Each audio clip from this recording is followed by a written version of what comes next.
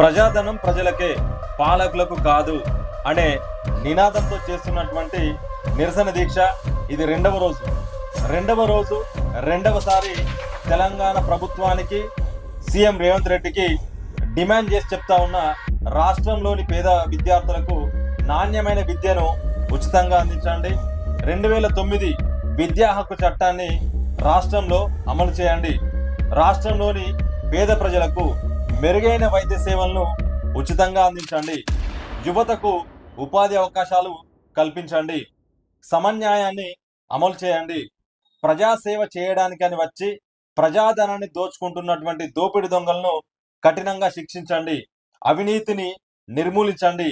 అవినీతిని నిర్మూలించి రాష్ట్రంలోని పేద ప్రజల సంక్షేమం కోసం, అభివృద్ధి కోసం పాటుపడాలని, ప్రజాధనం ప్రజలకే, పాలకులకు కాదు అని డిమాండ్ చేస్తా ఉన్నా.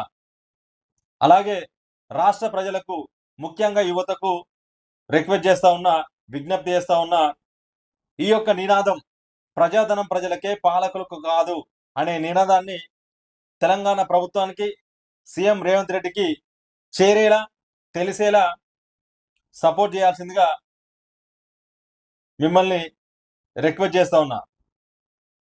Thank you.